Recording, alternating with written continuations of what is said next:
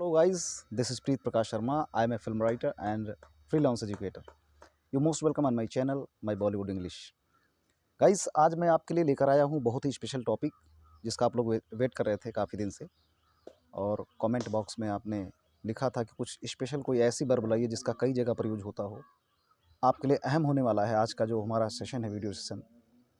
इसमें वर्ब का नाम है गेट। ये बहुत ही स्पेशल और चमत्कारी वर्ब है गेट। गेट के इतने सारे यूज हो सकते हैं, आइए देखते हैं। सीधा प्रैक्टिकल सेशन पर आ जाते हैं। गेट मीन्स होता है समझना। गेट मीन्स समझना, गेट मीन्स करना, पहुंचना, होना, प्रवेश करना और उतरना। इतनी चीज़ें होती हैं। गेट से आप लोग अच्छी तरह से वाकिफ़ हैं, लेकिन उसके कुछ ही लिमिटेड आप यूज़ करते हैं। और इसके 3 फॉर्म है, ये भी एक वर्ब है।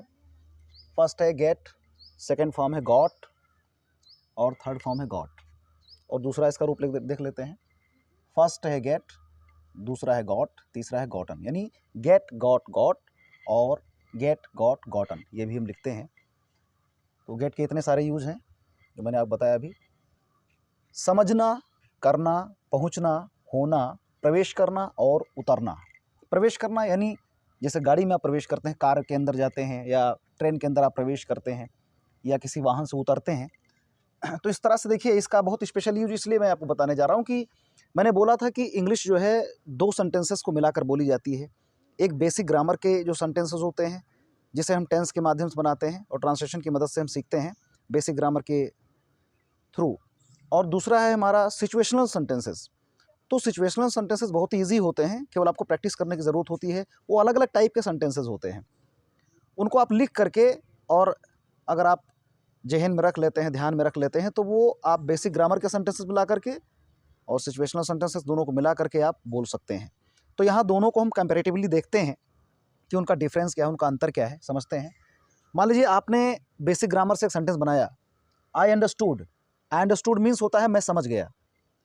अच्छा, एक बात और मैं आपको बताना चाहता हूँ कि आप गेट वर्ब का यूज अपने टेंस के अकॉर्डिंग कर सकते हैं। यानी आप कंटिन्यूअस में भी कर सकते हैं, पास्ट में भी कर सकते हैं और परफेक्ट में भी कर सकते हैं, जैसे आप करते आ रहे हैं दूसरे और सब्जेक्ट के साथ में। सब्जेक्ट कोई भी हो, सिंगुलर नंबर हो चाहे प्लूरल नंबर हो। मान लीजिए एक सेंटेंस है मैं समझ गया, आई अंडरस्टूड। अंडरस्टैंड का सेकंड फॉर्म क्या होगा? अंडरस्टूड। आई अंडरस्टूड, मैं समझ गया।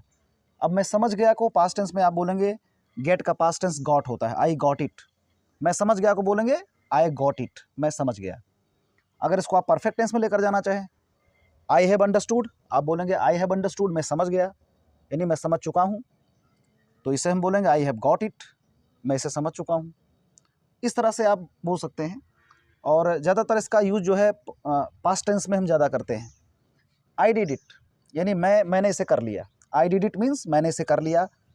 हम सिंपली बोलेंगे आई गॉट इट, मैंने इसे कर लिया। देखिए कितना आसान है।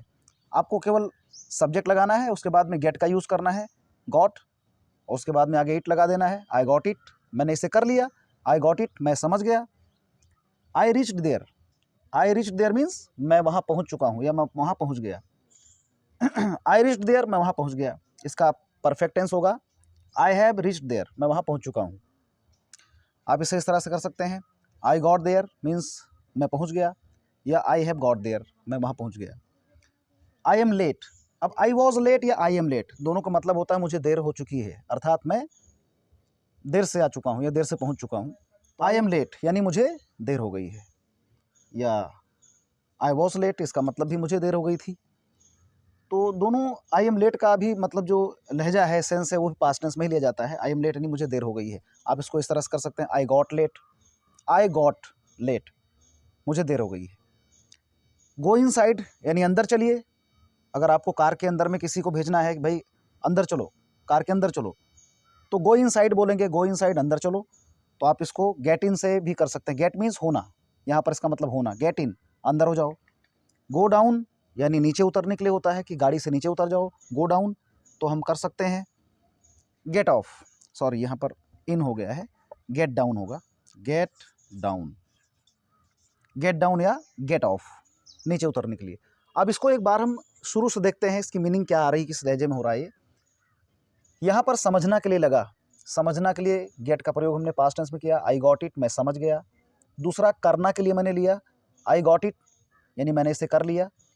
I got there, it means मैं पहुंच चुका हूं, है ना, या मैं पहुंच गया। आई गॉट देयर, मैं पहुंच गया। फिर अगला है आई गॉट लेट, मुझे देर हो गई है। अब यहाँ होना के लिए देखो लगा है, I got late, get means होना, आई गॉट लेट, मुझे देर हो गई है।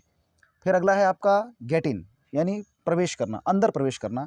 यहाँ भी गेट मीन्स होना, गेट इन, अंदर हो जाओ, यानी अंदर प्रवेश कर जाओ। फिर गेट डाउन, यहाँ भी गेट मीन्स होना, गेट डाउन मीन्स नीचे उतर जाओ या नीचे हो जाओ।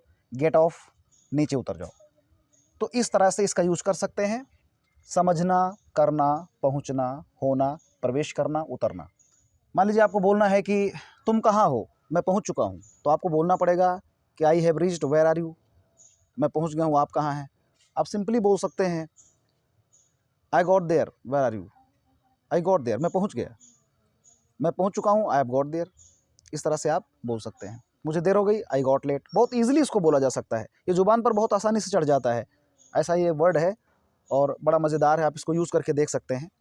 मैं इसे प्रैक्टिकल सेशन में ले चलूँगा अपनी क्लास में, आप बहुत बेहतरीन इसका प्रयोग जो है देख पाएंगे और आप समझ पाएंगे। अगर वीडियो आपको पसंद आया, आपके लिए इन्फॉर्मेटिव लगा, तो प्लीज़ कमेंट बॉक्स में नीचे कमेंट करके हमें बताइए कि आपको और क्या दूसरी जानकारी चाहिए।